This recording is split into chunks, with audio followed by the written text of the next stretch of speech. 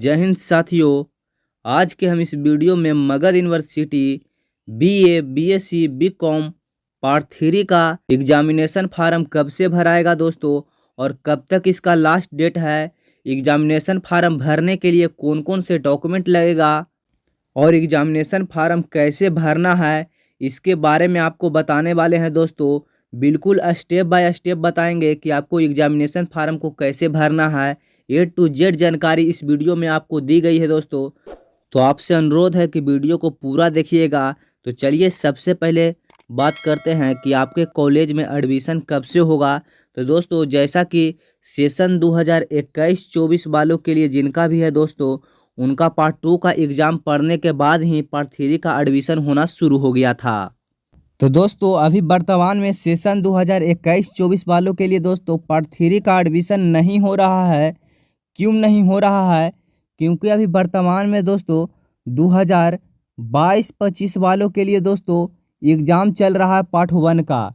तो जब तक 2022-25 वालों के लिए पार्ट 1 का एग्ज़ाम क्लियर नहीं हो जाता है, तब तक अभी सेशन 2021-24 वालों के लिए पार्ट 3 का एडमिशन अभी नहीं होगा दोस्तों। तो सबसे पहले पार्ट 1 का एग्ज़ाम होगा 22-25 वालों के लिए, उसके बाद में दोस्तों पार्ट 3 का एडमिशन होना शुरू हो जाएगा।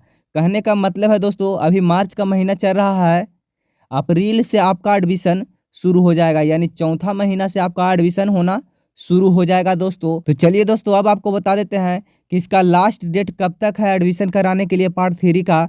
तो दोस्तों जब तक आपका पार्ट 3 का एग्जामिनेशन फार्म नहीं भरा जाता है, तब तक आप किसी भी कॉलेज में एडमिशन फार्म भर सकते हैं, इसमें आपको कोई भी दिक्कत नहीं होगा।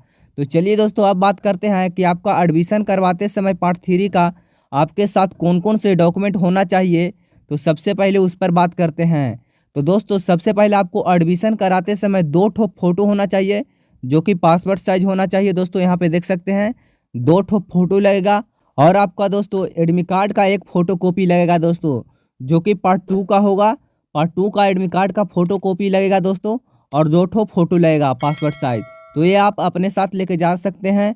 2 ठो पासपोर्ट साइज फ़ोटो क्यों लगेगा दोस्तों? क्योंकि एक फार्म पर चिपकेगा, और उसके बाद में दोस्तों आपका परिचय पत्र मिलेगा, उसमें एक फ़ोटो लगेगा। तो आप अपने साथ 2 फोटो जरूर लेकर जाएं, इससे ज़्यादा भी लेकर जा सकते हैं, कोई भी दिक्कत नहीं है। और एक एडमिट कार्ड का फ़ोटो कॉपी आवश्यक है। तो चलिए दोस्तों अब आपको बता देते हैं कि आपको एडमिशन फार्म को कैसे भरना है। तो सबसे पहले यहाँ पर ध्यान दीजिएगा, यहाँ पर आप अपना कोर्स सेलेक्ट करना है कि आप कौन सा कोर्स कर रहे हैं। अगर आप बीए कर रहे हैं तो बीए पर, अगर आप बीएससी कर रहे हैं दोस्तों तो इस पर आप टिक लगा दीजिएगा। अगर आप बीकॉम कर रहे हैं तो बीकॉम पर आप टिक लगा दीजिएगा। तो पहला स्टेप क्लियर हो गया दोस्तों। दूसरे नंबर पर यहाँ पर प्रथम चुनाव में दोस्तों आपको करना क्या है, यहाँ पर आपका ऑनर्स सब्जेक्ट लिखना है। आपका कौन सा ऑनर्स सब्जेक्ट है वो यहाँ पर प्रथम चुनाव में लिख देना है।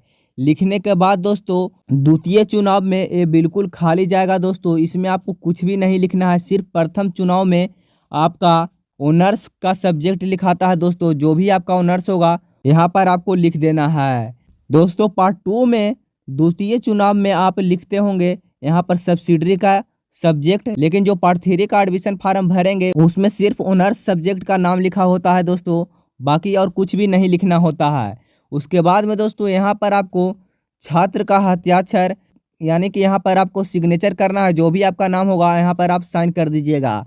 यहाँ पर दोस्तों भाषा तथा रचना में आपको जीएस लिख देना है। यहाँ पर हिंदी नहीं लिखाएगा दोस्तों, यहाँ पर आपको जीएस लिखना होगा, क्योंकि पार्ट 3 में ऑनर्स का एग्ज़ाम पड़ता है और जीएस का एग्ज़ाम पड़ता है दोस्तों, इसीलिए आपको जीएस यहाँ पर लिख लेना होगा।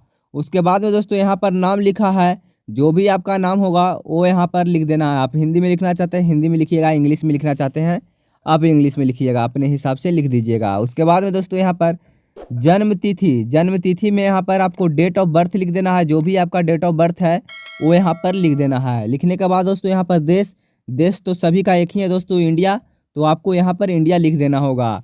उसके बाद में दोस्तों जाति यहाँ पर लिखना होगा, जो भी आपका जाति होगा वो यहाँ पर लिख देना है। लिखने के बाद दोस्तों यहाँ पर विवाहित या फिर अविवाहित हैं। अगर आपका शादी हो गया है दोस्तों तो आप यहाँ पर विवाहित पर टिक लगा दीजिएगा। अगर आपका शादी नहीं हुआ है तो आप विवाहित पर आप टिक लगा दीजिएगा। यहाँ पर योनि, अगर आप मेल होंगे तो यहाँ पर मेल लिख दीजिएगा दोस्तों। अगर आप फीमेल होंगे तो यहाँ पर आपको फीमेल लिख देना है।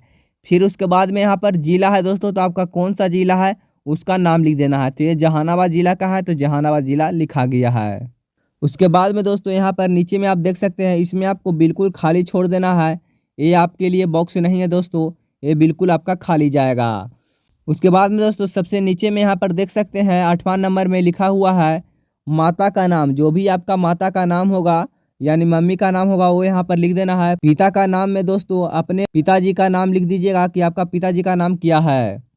उसके बाद में दोस्तों यहाँ पर घर में देख सकते हैं अगर जीवित हो तो पिता का पेशा लिखें तथा पता लिखें। तो यहाँ पर दोस्तों सिर्फ आप कृषि लिख दीजिएगा कि आपका पिता क्या करते हैं। तो पिताजी जो है कृषि करते हैं यानी खेती करते हैं, तो कृषि लिख दिया है दोस्तों। आपका जो भी पिताजी काम करते होंगे, मजदूरी करते हैं या फिर जो भी बिजनेसमैन है या फिर सरकारी नौकरी करते हैं, वो यहाँ पर आपको लिख देना होगा। उसके बाद में दोस्तों यहाँ पर आपका नाम लिखना होगा। जो भी आपका नाम होगा वो यहाँ पर लिख देना है। उसके बाद में यहाँ पर मोबाइल नंबर, जो भी आपका मोबाइल नंबर होगा वो अपना लिख देना है। लिखने के बाद दोस्तों यहाँ पर पता लिखना है, तो आप अपना पता लिख दीजिएगा। पहले विलेज लिखिएगा यानी गांव का नाम लिखिएगा। उसके बाद में पोस्ट ऑफिस कहाँ है वो लिख दीजिएगा।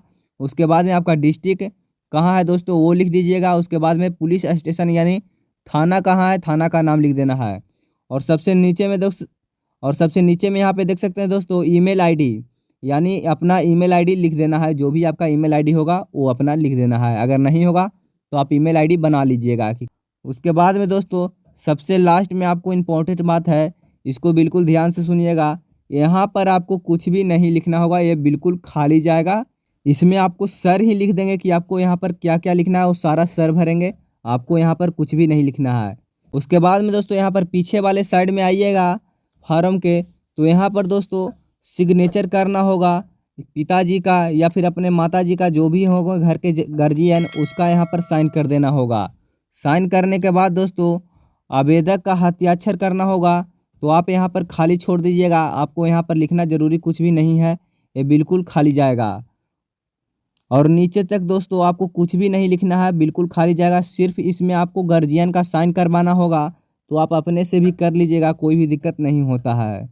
आपको फार्म भरने के बाद दोस्तों सबसे इम्पोर्टेंट बात को ध्यान रखना है कि आपको फार्म भरने के बाद आपको वेरिफिकेशन फार्म होता है दोस्तों, जहाँ पर आपके कॉलेज का हेडमास्टर बैठते हैं, वहाँ पर दोस्तों यानी प्रिंसिपल, वो यहाँ पर वेरिफिकेशन करते हैं कि आपका फार्म सही है या फिर गलत भरे हैं। जितने भी फार्म में आप इन्फॉर्मेशन दिए हैं उस सभी को चेक करते हैं दोस्तों। चेक करने के बाद दोस्तों यहाँ पर आपको वेरिफिकेशन करते हैं और कौन सा ऑनर्स है ऑनर्स का नाम लिखते हैं, और पार्ट 3 कर रहे हैं या फिर पार्ट 2 वो यहाँ पर लिखते हैं। लिखने के बाद दोस्तों यहाँ पर अपना नाम लिखकर साइन कर देते हैं। तो इस तरह से दोस्तों आपका वेरिफिकेशन होता है। उसके बाद में आप फार्म को सबमिट कर देते हैं। सबमिट करने के बाद दोस्तों आपको जो भी पैसा लगता है वो वहाँ पर आपको काउंटर पर देना होता है। तो ठीक इस तरह से दोस्तों आप फार्म को भर सकते हैं। तो चलिए दोस्तों हम वीडियो को यहीं पर समाप्त करते हैं। अगर आप हमारे चैनल पर पहली बार आए होंगे तो वीडियो को एक लाइक करके चैनल को सब्सक्राइब जरूर कर लीजिएगा। वीडियो देखने के लिए आपका धन्यवाद।